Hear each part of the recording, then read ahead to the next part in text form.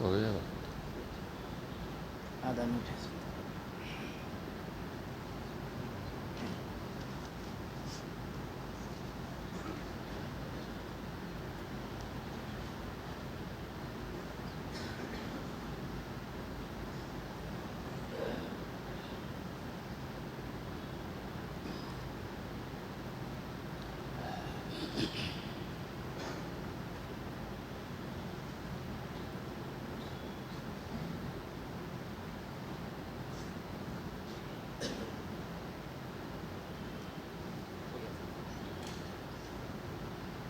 السلام علیکم ورحمۃ اللہ وبرکاتہ۔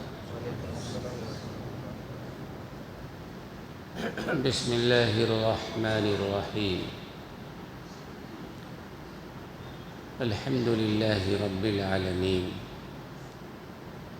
والصلاة والسلام علی سید المرسلین محمد وآلہ واصحابہ اجمعین، اما بعد فاعوذ باللہ من الشیطان الرجیم، بسم اللہ الرحمن الرحیم۔ وَلَقَدْ آتَيْنَا لُقْمَانَ الْحِكْمَةَ أَنِ اشْكُرْ لِلَّهِ وَمَنْ يَشْكُرْ فَإِنَّمَا يَشْكُرُ لِنَفْسِهِ وَمَنْ كَفَرَ فَإِنَّ اللَّهَ غَنِيٌّ حَمِيدٌ۔ صدق اللہ العلی العظیم وصدق رسولہ النبی الکریم، ونحن على ذلك من الشاہدین والشاکرین، والحمد للہ رب العالمین۔ رب اشرح لی صدری ویسر لی امری واحلل عقدۃ من لسانی یفقہوا قولی۔ سبحانک لا علم لنا الا ما علمتنا انک انت العلیم الحکیم۔ اللہم رب زدنی علما، اللہم انا نسألک علما نافعا، اللہم جنبنا الفواحش والمعاصی والخطایا والزلل ما ظہر منہا وما بطن۔ محترم حضرات، دین اسلام کی بہت بڑی خوبی ہے کہ ہر بات پیدائش سے لے کر موت تک قرآن کریم نے اس کے احکامات دیے، شریعت میں اس کے بارے میں حکم آیا۔ زندگی کا کوئی مرحلہ ایسا نہیں ملے گا جس کے بارے میں اللہ اور اس کے رسول نے ہدایت نہ دی ہو۔ یہ اسلام کی خوبی ہے۔ اسلام دنیا کا سب سے بہترین اور سچا مذہب ہے۔ اس کے احکامات زندگی سے تعلق رکھتے ہیں۔ شریعت کے احکامات جو ہیں اس کا تعلق ہماری زندگیوں سے ہے۔ ہماری زندگی سدھرے، ہماری زندگی سے برائی نکلے، ہمارے ذات میں اچھائی آئے۔ یہ تقریریں اسی لیے ہو رہی ہیں، قرآن و حدیث کے احکامات اسی لیے ہیں۔ اور یہی وہ بات ہے کہ حضرت سلمان فارسی رضی اللہ، زکوٰۃ فرض ہے، حج فرض ہے، ایسے ہی حرام سے بچنا بھی فرض ہے۔ حلال روزی کے لیے جد و جہد کرنا بھی فرض ہے۔ حلال کماؤ، حلال کھاؤ، حرام سے بچنا فرض ہے۔ جو آدمی حرام کھائے گا، حرام کی ظلمت آتی ہے دل کے اندر۔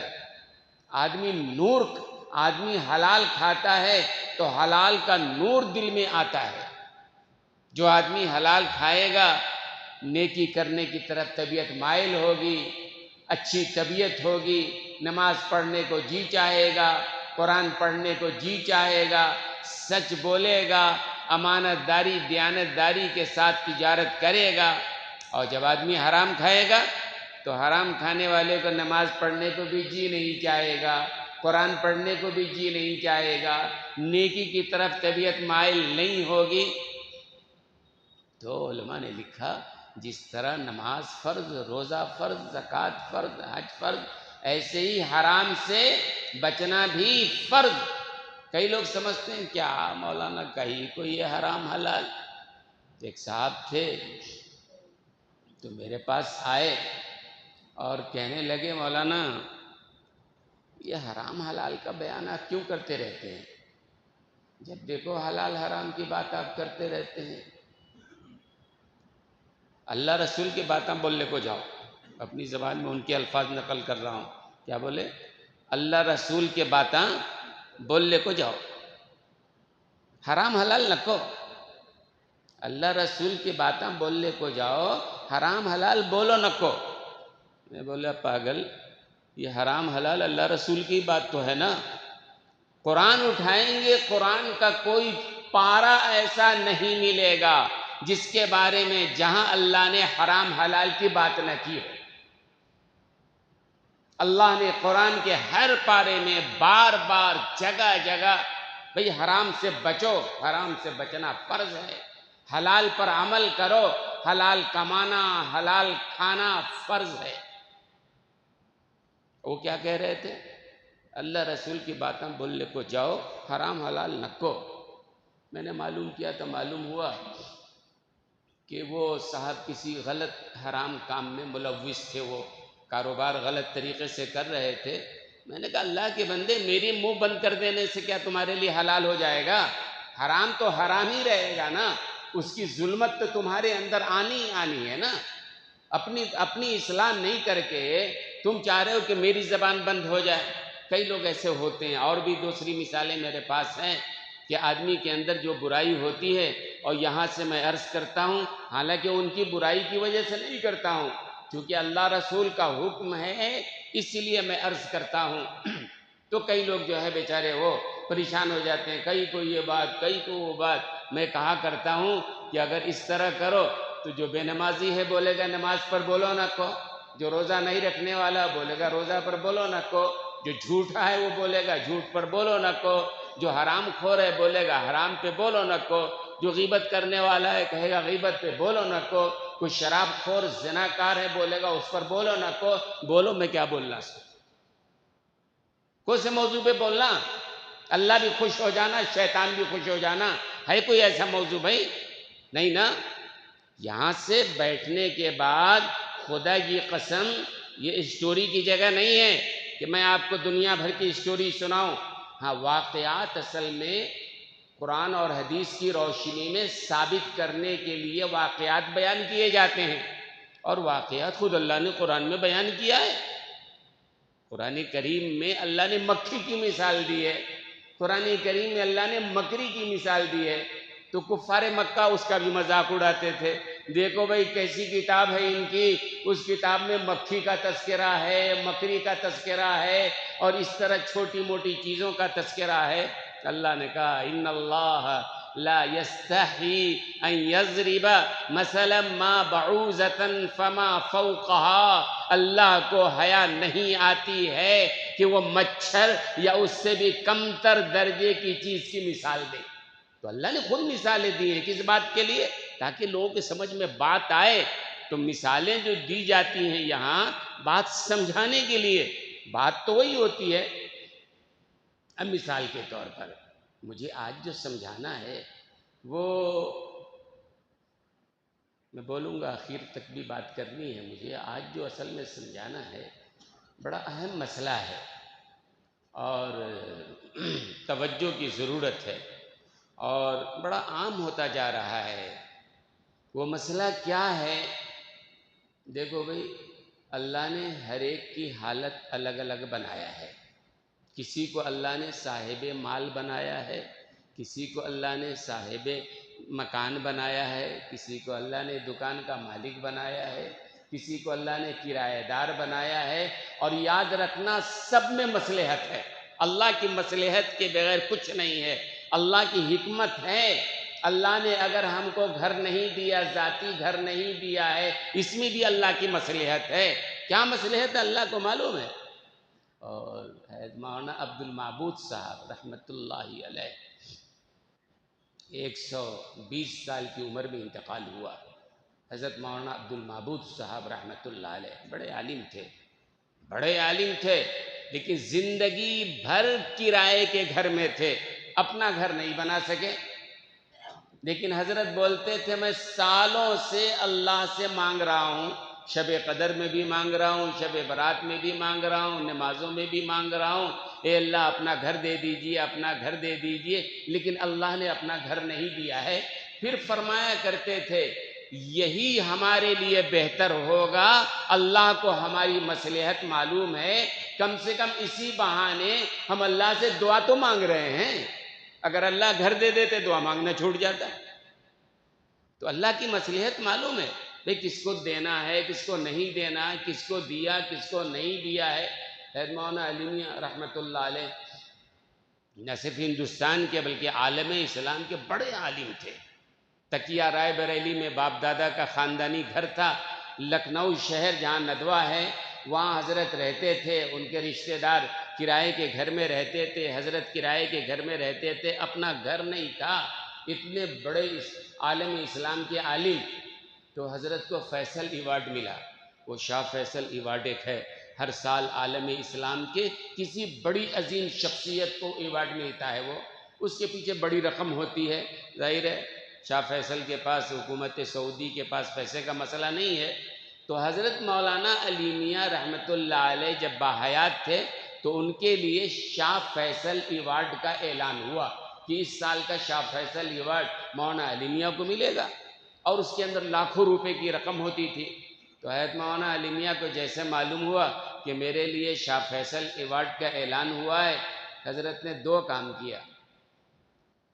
ایک تو حضرت نے ندوہ کے طلبہ کو مسجد میں جمع کروایا، حضرت نے تقریر فرمایا، اور تقریر فرما کے فرمایا لگتا ہے مجھے اپنی نیت کی اصلاح کرنی پڑے گی، اس لیے کہ دنیا میں کسی خدمت کا صلہ ملنا ہم کو لگتا ہے ہماری نیت میں کچھ کمی رہ گئی ہے، ورنہ ہم جتنی خدمت دین کی کر رہے ہیں اللہ کے لیے کر رہے ہیں، آخرت میں لینا ہے۔ یہ شاہ فیصل ایوارڈ دنیا میں ملا، یہ ان کی بڑائی ہے، حضرت کی بڑائی ہے جو حضرت یہ بات کہہ رہے ہیں کہ یقیناً کچھ کمی رہ گئی ہوگی۔ اور پھر حضرت نے اعلان کیا کہ وہ جو رقم شاہ فیصل ایوارڈ سے ملی ہے حضرت خود لینے بھی نہیں گئے، ان کی طرف سے کوئی آدمی گیا، آدھی رقم مدرسہ سہولتیہ کو دے دیا، اور آدھی رقم اس زمانے میں افغان مجاہدین کی روس والوں سے جنگ چل رہی تھی، افغان مجاہدین کو دے دیا۔ آدھی رقم وہاں، آدھی رقم وہاں، اعلان کر دیا۔ اعلان ہونے کے بعد حضرت کے جو گھر والے تھے، رشتہ دار تھے، کسی کی ہمت نہیں تھی بولنے کی کہ بولیں کہ بھئی آپ اس رقم سے گھر لے لیجئے، زندگی گزر گئی، اپنا گھر نہیں ہے، کسی کی ہمت نہیں ہے۔ تو ان لوگوں نے مولانا علی میاں کے دوست تھے حضرت مولانا منظور نعمانی رحمۃ اللہ علیہ بھی ہیں وہ، تو حضرت مولانا منظور نعمانی سے حضرت کے گھر والوں نے کہا آپ کے دوست ہیں، آپ سمجھائیے، آپ کہیے کہ اس رقم سے لکھنؤ میں اپنا ایک گھر لے لیں۔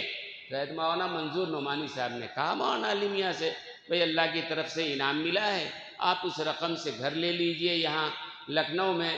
تو حضرت مولانا علی میاں نے فرمایا کہ بھئی پہلے آپ نے یاد دلایا ہوتا تو الگ بات تھی، اب تو میں نیت کر چکا ہوں، اعلان کر چکا ہوں، آدھی رقم مدرسہ سہولتیہ، آدھی رقم افغان مجاہدین۔ تو میں یہ کہہ رہا ہوں اتنے بڑے عالم ہیں، اپنا گھر نہیں ہے۔ حضرت مولانا عبد المعبود صاحب اتنے سال دعا کر رہے ہیں، گھر نہیں ہے۔ اللہ کی مصلحت ہے، اللہ کی حکمت ہے، اللہ جسے چاہیں دے، جسے چاہیں نہ دیں، نہ دینے میں بھی مصلحت ہے، دینے میں بھی مصلحت ہے۔ جس کے پاس ہے مغرور نہیں ہو جانا چاہیے، جس کے پاس نہیں ہے مایوس نہیں ہو جانا چاہیے۔ بہرحال جب سب کے پاس نہیں ہے تو کرائے کا مسئلہ تو ہوگا نا، بھئی اپنا گھر نہیں ہے کرائے کے گھر آدمی حاصل کرے گا، اپنی دکان نہیں ہے کرائے کی دکان حاصل کرے گا، کرے گا نہیں کرے گا، لازماً کرے گا۔ وہ کرائے کی بھی اصول شریعت نے بنائے ہیں، شریعت نے ہر چیز کا اصول بنایا ہے۔ میں اگر یہاں بیان کرنے لگوں، کوئی کہنے لگے کیا مولانا اس کی کیا ضرورت ہے، ارے بیوقوف، اللہ نے اس کا حکم بیان کیا ہے۔ اور ایک بات آپ کو بتایا ہوگا کہ معاملات جو ہے نا، یہ معاملات میں ہے، یہ کرایہ دار اور مالک مکان کا معاملہ جو ہے یہ معاملات میں شامل ہے۔ ایگریمنٹ ہوتا ہے نا، معاملہ ہوتا ہے، اتنا کرایہ دیں گے، آپ ریلیٹ نہیں کر سکتے، سب لیٹ نہیں کر سکتے، آپ کسی اور کو نہیں دے سکتے، اتنا پرسنٹ، ہر معاملہ طے ہوتا ہے۔ تو یہ معاملات میں شامل ہے۔ اور معاملات کے بارے میں یاد رکھیے کہ یہ ہدایہ بڑی کتاب ہے فقہ کی، 4 جلدوں میں ہے۔ یہ عالم جو ہوتے ہیں نا، عالم کے آخری درجے کے کورس میں پڑھاتے ہیں، مولوی کا جو آخری سال ہوتا ہے عالم کا، اس میں جو ہے وہ پڑھاتے ہیں۔ ہدایہ عربی زبان میں ہے، فقہ کی کتاب ہے، 4 موٹی موٹی جلدیں ہیں، بڑی بڑی 4 موٹی موٹی جلدیں ہیں۔ اور 4 جلدوں میں، ایک جلد میں، پہلی جلد میں عبادت ختم، عبادت مطلب نماز، روزہ، حج، زکوٰۃ، یہ سب ایک جلد میں ختم ہو گیا۔ باقی 3 جلدوں میں معاملات بیان کیے گئے ہیں۔ بات سمجھ میں آ رہی ہے؟ معاملات کی تفصیل، ایک ایک چیز کی تفصیل فقہاء نے، علماء نے، ائمہ نے اس کو بیان کیا ہے۔ تو شریعت میں معاملات کی بڑی اہمیت ہے، معاملات کی بڑی اہمیت ہے۔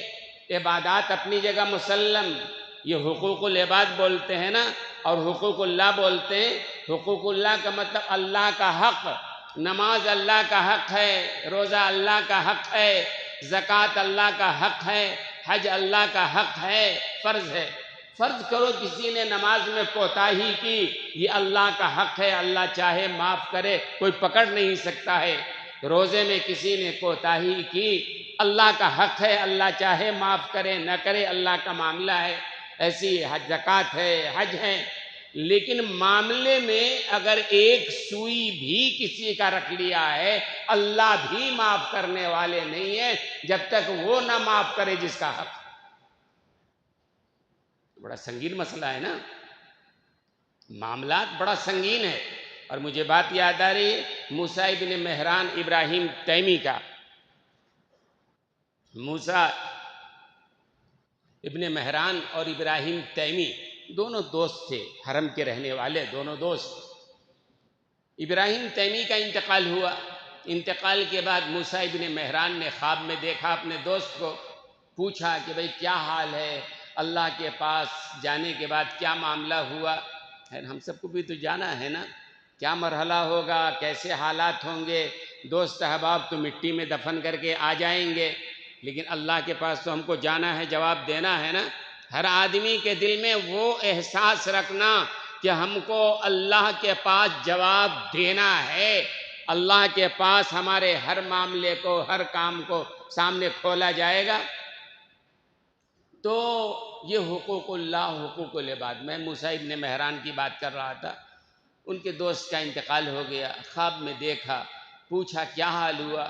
تو انہوں نے کہا خواب میں کہ اللہ نے پکڑ رکھا ہے، اللہ نے عذاب میں مبتلا کر رکھا ہے۔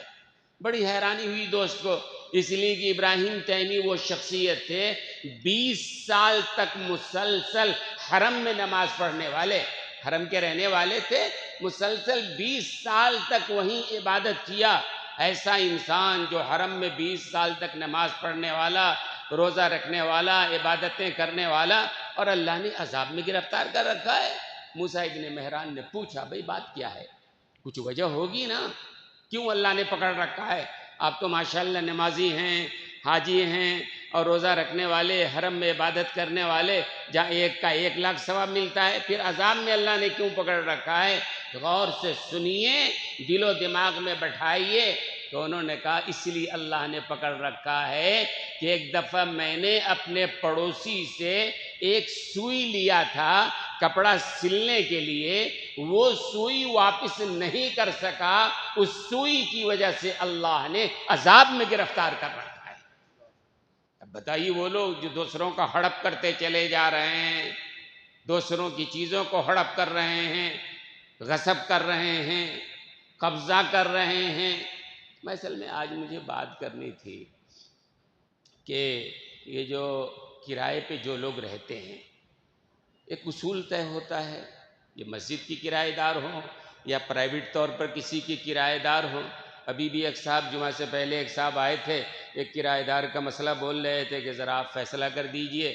ایک عام آدمی کی بات کہ برسوں سے قبضہ کر رکھا ہے اور اتنا پیسہ باقی ہے، نہیں دے رہے ہیں. میں نے کہا بولا کہ لاؤ، آ گئے تو انشاءاللہ بتائیں گے ان کو ہم. بھئی سوال یہ ہے کہ جب آپ نے معاہدہ کیا ہے، ایگریمنٹ ہوتا ہے نا، یہ معاملات میں شامل ہے. جب معاملہ کیا ہے اس میں لکھا ہوا ہے آپ کو اتنا کرایہ دینا ہے اور آپ کسی اور کو ریلیٹ نہیں کر سکتے ہیں، سب لیٹ نہیں کر سکتے ہیں. اگر کرو گے تو حرام ہوگا نا، یہ رزق حرام ہو جائے گا. میرے پاس کئی لوگ آتے ہیں، کئی لوگ مسجد کے بارے میں آتے ہیں، یہ مسجد بھی دوسری مسجد بھی، کہ بھئی ہم نے مسجد سے ایک دکان یا کوئی جگہ لیا، مثلا سمجھو 10,000 ہم کرایہ مسجد کو دے رہے ہیں اور انہوں نے سب لیٹ کسی اور کو 50,000 میں 40,000 میں کر دیا. مسجد کو دے رہے ہیں 10,000، انہوں نے 40 یا 50 میں دیا. پوچھنے آئے میرے پاس لوگ مسئلہ، یہ جائز ہے کیا؟ یہ نوجوان بیٹھا، اس نے بھی کئی بار پوچھا مجھ سے، یہ مسئلہ جائز ہے کیا؟ بھئی کوئی اور ہے مسجد سے لینے والا، وہ مسجد کو 10,000 دے رہا ہے اور وہ بندہ کسی اور کو 40,000 میں دے رہا ہے، جائز ہے کیا؟ میں نے کہا تم خود اپنے مائنڈ سے سوچ کے بولو. ظاہر سی بات ہے ایگریمنٹ کی خلاف ورزی ہے نا. ایگریمنٹ میں لکھا ہے کہ بھئی ہم خود چلائیں گے، نہیں تو واپس کریں گے ہم. آپ کو سبلیٹ کرنے کی اجازت نہیں ہے، آپ کیوں سبلیٹ کرو گے؟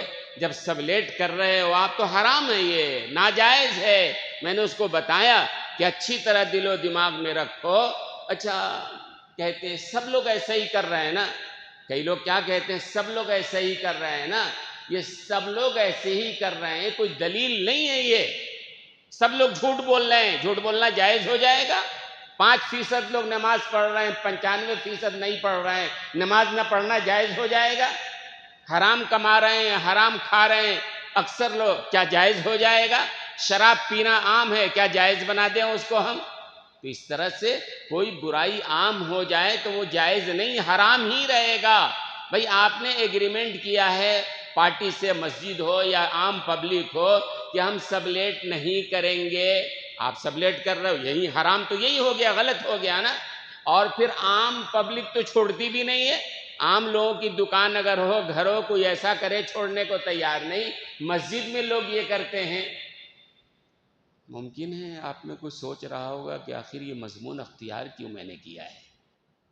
یہ مضمون اس لیے اختیار کیا گیا ہے، مسجد کے اخراجات ہیں نا. بھئی یہ مسجد چل رہی ہے، اتنا بڑا نظام چل رہا ہے، اخراجات ہے نا. آپ کے اندازے سے کتنا اخراج ہوگا؟ ایک اندازہ بولو آپ کے حساب سے. یہ مسجد کا جو نظام چل رہا ہے، اس کے ماتحت 2 مسجد اور ہے، مکان روڈ کی اور ٹہنی روڈ کی مسجد اسی کے ماتحت ہے. وہاں کوئی ایسا خاص انکم نہیں ہے، یہاں کے آمدنی سے ہی یہ مسجد بھی، وہ 2 مسجد بھی چل رہی ہے. تو کتنا ماہانہ خرچ ہوگا؟ تقریباً 4.5 لاکھ روپے ماہانہ خرچ ہے. تقریباً اس لیے بول رہا ہوں، تھوڑا آگے پیچھے ہو سکتا ہے. یہ 3 مسجدوں کے اخراجات ماہانہ تقریباً 4.5 لاکھ کے اخراجات ہیں. کوئی کہے کاہے میں خرچ ہو رہا ہے؟ ارے بھئی بجلی جل رہی ہے، رات دن جل رہی ہے، کوئی نمازی آئے اور لائٹ نہ ہو تو ہنگامہ کرتا ہے نہیں کرتا ہے؟ بجلی جل رہی ہے، باتھ روم ہے، یہ ہے، ہر طرف ہے. تقریباً 50,000 بجلی بل ہے. پانی کا بل جو کاویری واٹر تقریباً 30,000 وہ آ رہا ہے بل. اس کے علاوہ اسٹاف ہے، اتنا بڑا اسٹاف ہے. بھئی امام صاحب نہ آئیں تو ہنگامہ کریں گے نا. امام صاحب نہ ہو تو دوسرے امام، مؤذن صاحب نہ ہو تو دوسرے مؤذن، خطیب صاحب نہ ہو تو دوسرے خطیب. یعنی مسجد کا نظام چلنا ہی چلنا ہے. یہ سب میں اخراجات ہوتے نہیں ہوتے ہیں. اگر بجلی نہیں ہے، جنریٹر چل رہا ہے. بھئی پانی نہ ہو ٹینکر سے منگاؤ، لیکن پانی تو چاہیے نا. اگر پانی نہ ہو تو آپ میں کئی لوگ ہنگامہ کرنے والے، اگر بجلی نہ ہو تو ہنگامہ کرنے والے.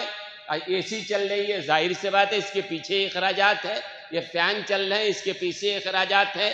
صاف صفائی کا مسئلہ ہے، رکھ رکھاؤ کا مسئلہ ہے، بیت الخلاء کی صفائی ہے، مسجد کی صفائی ہے، یہ کارپیٹ ہے، بہت سارے اخراجات ہیں. اور مسجد کے یہ سارے اخراجات، اسٹاف کی تنخواہ ہو یا بجلی کا بل ہو، اگر بجلی کی بل نہ دیں تو ظاہر ہے بجلی والے کٹ کر کے چلے جائیں گے، پانی کا بل نہ دیا جائے وہ کٹ کر کے چلے جائیں گے، اگر پیسے نہ ہو اسٹاف کی تنخواہ کہاں سے آئے گی؟ اور اس سب کے علاوہ گورنمنٹ کو باضابطہ یہ کمرشل ٹیکس بھی دینا پڑتا ہے۔ مسجد کی جو پراپرٹی ہے یا پبلک پراپرٹی کسی کی ہو، باضابطہ کمرشل ٹیکس دینا ہی دینا ہے، کرایہ دار دے کہ نہ دے لیکن وہ تو مالک کو دینا ہی پڑے گا نا بھائی۔ اور یہ مسجد چونکہ وقف بورڈ کے انڈر میں ہے، وقف بورڈ کو بھی تقریباً 7% سالانہ جو آمدنی آ رہی ہے اس کا 7% وقف بورڈ کو دینا پڑتا ہے، اور ٹیکس دینا پڑتا ہے، اسٹاف کی تنخواہیں دینی پڑتی ہے، بجلی بل دینا پڑتا ہے، پانی بل دینا پڑتا ہے، یہ کارپیٹ، یہ فین، یہ اے سی، جنریٹر، بہت سارے اخراجات ہیں، اور یہ سارے اخراجات تو اس مسجد کے پورے ہو رہے ہیں۔ وہ کہاں سے؟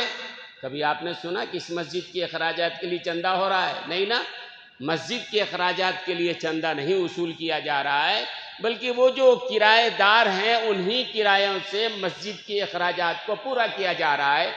اب آپ بتائیں اگر وہ کرایہ دار کرایہ نہ دیں تو مسجد کے اخراجات کا کیا ہوگا؟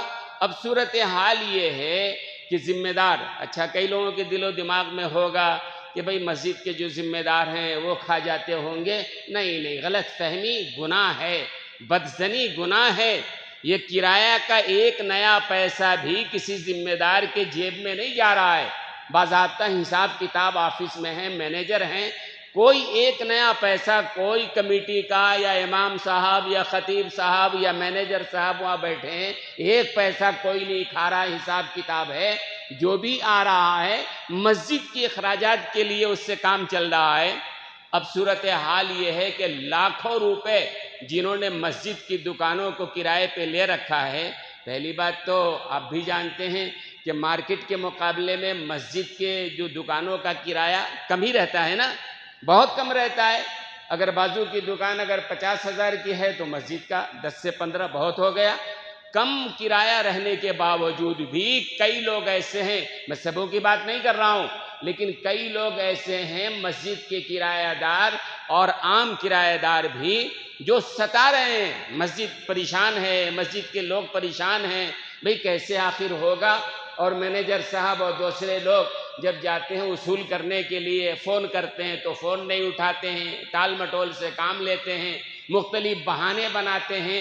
ایک ایک آدمی نے کئی لاکھ روپے باقی رکھا ہے اور مسجد کا مجموعی طور پر لاکھوں روپے باقی ہے، مسجد چلانا مشکل ہو رہا ہے۔ اسی لیے یہ بات آئی کہ بھائی آپ کو سوچنا چاہیے، آپ کو مطلب آپ میں سے جن لوگوں نے کرایہ لے رکھا ہے پتہ نہیں وہ لوگ یہاں ہیں کہ نہیں ہیں، اگر نہیں ہے تو ان تک پہنچائیے، اس لیے کہ بھائی عام آدمی کی دکان بھی کرائے پہ کوئی لے کے ہو اور وقت پر کرایہ نہ دے یا غصب کر لے، سمجھو کئی لوگ ہوتے ہیں نا، طاقت ہے کسی کے گھر کو غصب کر لیا، دکان کو غصب کر لیا، غصب کر لینے سے آپ کے لیے حلال نہیں ہونے والا ہے، وہ حرام ہوگا، چاہے جیسے بھی کریں حرام ہی رہے گا آپ کے لیے، اور حرام کھانے کا جو وبال ہے وہ تو ہوگا ہی نا۔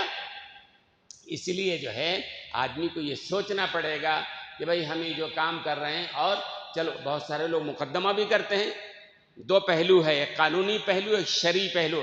قانونی پہلو تو یہ ہے کہ آج کل اگر معاملہ کورٹ میں جاتا ہے، کوئی پبلک لے جائے چاہے مسجد کے لوگ لے جائیں، بھئی مسجد کا خرچ نہیں پورا ہو رہا ہے، لوگ پیسہ نہیں دے رہے ہیں، تو کیا ہوگا؟ قانونی طور پر 1 سال 2 سال 3 سال معاملہ اس دکان مالک کے حق میں ہوتا ہے۔ فائدہ کیا ملا آپ کو بھائی؟ اور وہ حرام کھانے کا الگ، غلط طریقے پر تکلیف پہنچانا الگ۔ یہ مینیجر صاحب جاتے ہیں گویا بھیک مانگنے جا رہے ہیں، بار بار ان کو لوٹا رہے ہیں، یا چندہ مانگنے جا رہے ہیں، یا مفت میں مانگنے جا رہے ہیں۔ بھائی چاہیے تھا کہ آپ کرائے پہ لیے ہوئے ہو اور اس سے آپ کی روزی روٹی چل رہی ہے، آپ کا گھر چل رہا ہے، اللہ کے لیے آپ کو خود وقت پر جو بھی مناسب کرایہ جو ہے طے وہ آپ کو پہنچانا چاہیے تاکہ مسجد کا نظام چل سکے۔ آپ اگر ایسا نہیں کرو گے تو ایک تو حرام ہوگا، ظلم ہوگا، اور حرام حلال کا فرق میں سمجھا رہا ہوں، اس بات کو پھر میں دہراؤں گا۔ آدمی حلال کھاتا ہے نا، مولانا مظفر صاحب کاندھلوی رحمۃ اللہ علیہ کا واقعہ ہے، بڑے عالم تھے، ان کو کہیں جانا تھا، پیدل سفر، اس زمانے کی بات ہے جب لوگ پیدل سفر کرتے تھے۔ پیدل سفر کرتے ہوئے حضرت ایک گاؤں میں پہنچے، شام ہو گئی تھی، مغرب کا وقت ہو گیا تھا، آگے نہیں جا سکتے تھے، سوچا رات مسجد میں ٹھہر جائیں گے، کل صبح پھر آگے۔ پیدل جا رہے تھے، اکیلے تھے حضرت۔ تو گاؤں کی مسجد نظر آئی، گئے، دیکھا کوئی نہیں ہے، خود ہی انہوں نے جھاڑو وارو دیا، اذان دیا۔ اذان کے بعد ایک بندہ آیا بھاگا بھاگا، نماز میں شامل ہو گیا۔ نماز کے بعد اس بندے نے سمجھ لیا کہ یہ کوئی مسافر آدمی ہے، بھئی محلے کا تو کوئی آتا نہیں مسجد میں، یہ تو لگتا ہے نئے آدمی۔ تو اس نے پوچھا، اس آدمی نے مولانا مظفر صاحب سے کہ حضرت آپ کون؟ کیا حضرت؟ بولے میں مسافر ہوں، مجھے کہیں جانا تھا، رات ہو گئی ہے، یہاں رک گیا ہوں میں، رات میں رک کے کل پھر چلا جاؤں گا۔ ٹھیک ہے، یہ بول کے اپنے گھر گیا وہ، اور گھر سے جا کر تھوڑی دیر کے بعد 3 روٹیاں، سوکھی روٹیاں، 3 سوکھی روٹیاں نمک کے ساتھ لا کے حضرت کو دیا، حضرت کھا لیجیے۔ حضرت نے کھا لیا، کہتے ہیں اللہ اکبر اللہ اکبر، ان روٹیوں میں ایسا نور تھا، ایسا نور تھا کہ اس روٹی کھانے کی وجہ سے، حلال کھانے کی وجہ سے رات میں جناب رسول اللہ صلی اللہ علیہ وسلم کی زیارت نصیب ہو گئی۔ کھانے کی وجہ سے بھی ہوتا ہے، آدمی جب حلال کھاتا ہے نور پیدا ہوتا ہے۔ رسول اللہ صلی اللہ علیہ وسلم کی زیارت ہو گئی، بڑے خوش، صبح اٹھے، جانا تھا، رک گئے، وہیں نہیں گئے، دن بھر پڑے رہے۔ شام کو پھر وہ بندہ آیا، دیکھا حضرت یہی ہیں، اپنے گھر گیا، 2 روٹی لے کے آیا، حضرت یہ کھا لیجیے۔ حضرت نے کھایا۔ اس رات بھی رسول اللہ صلی اللہ علیہ وسلم کی زیارت نصیب ہوئی۔ اللہ ہوا، حضرت ایک دن اور ٹھہر گئے، تیسرے دن وہ بندہ آیا، دیکھا حضرت ابھی یہی ہیں، گھر جا کے 1 روٹی لے کے آیا، حضرت یہ کھا لیجئے، اور اللہ کے واسطے کل مت ٹھہریے گا، کل آپ آگے کا راستہ لیجئے۔ تو حضرت نے پوچھا کیا بات ہے، کیوں کہہ رہے ہو یہاں میں ٹھہریے چلے جائیے گا؟ میں تو اسی لیے ٹھہرا ہوں، تمہاری روٹی کھا رہا ہوں، اس میں اتنی حلاوت ہے، اتنا نور ہے کہ 3 راتوں سے رسول اللہ کی زیارت ہو رہی ہے، میں اسی لیے رکا ہوا ہوں۔ تو اس بندے نے کہا حضرت میں مزدور آدمی ہوں، دن بھر محنت کرتا ہوں، 3 روٹیاں گھر میں بنتی ہیں، ایک میری بیوی کی، ایک بچے کی۔ پہلے دن 3 روٹی آپ کو لا کے دے دیا، ہم تینوں بھوکے سو گئے۔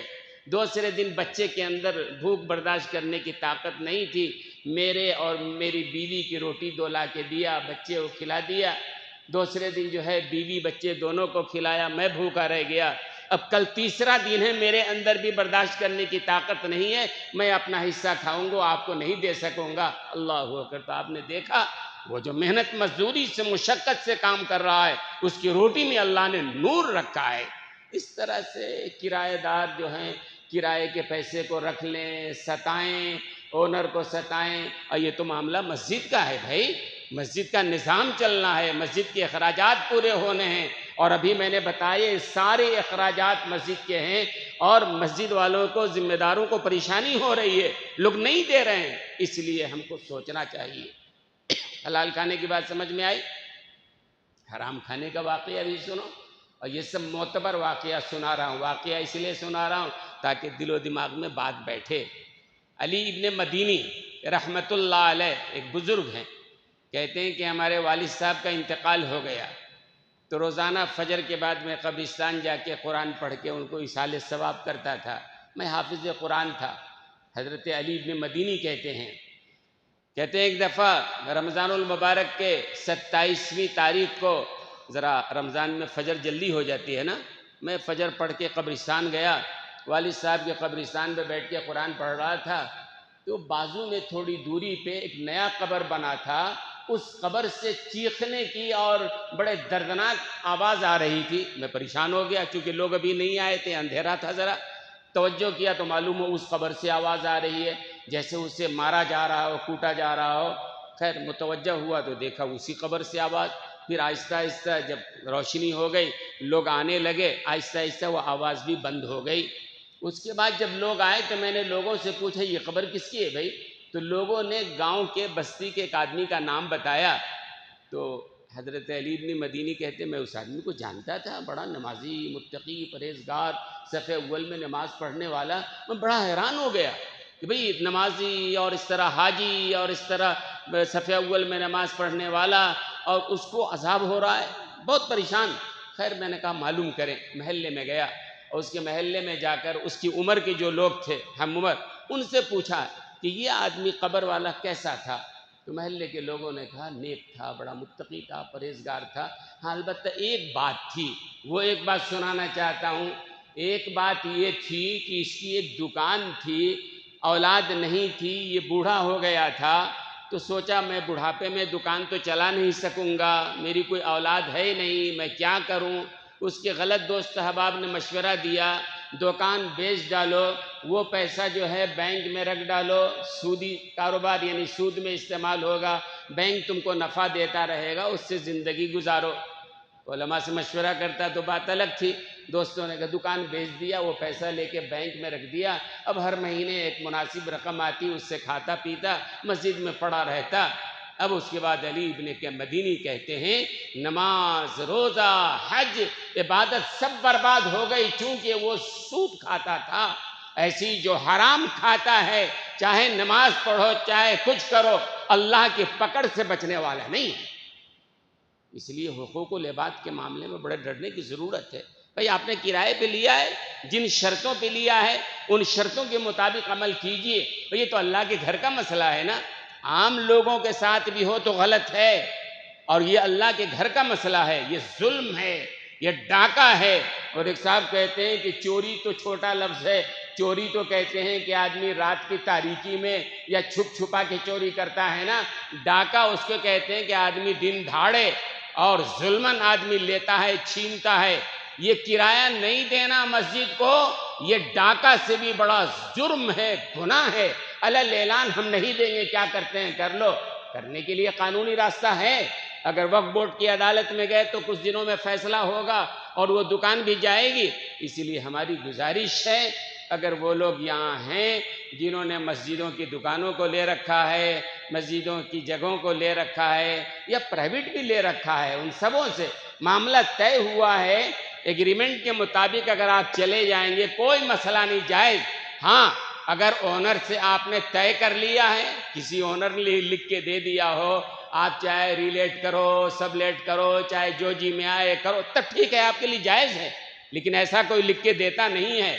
آپ اپنی مرضی سے اگر کر رہے ہیں یہ کام جائز نہیں ہے، اور مسجد کی تو تنخواہ دوسروں کے مقابلے میں کم ہے نا بھائی، اس لیے ہم کو چاہیے کہ جو کرایہ ہے، جو معمولی کرایہ ہے وہ آپ وقت پر ادا کیجئے، باقی مت رکھیے، رکھیں گے تو پانی سر کے اوپر گزرنے والا ہے۔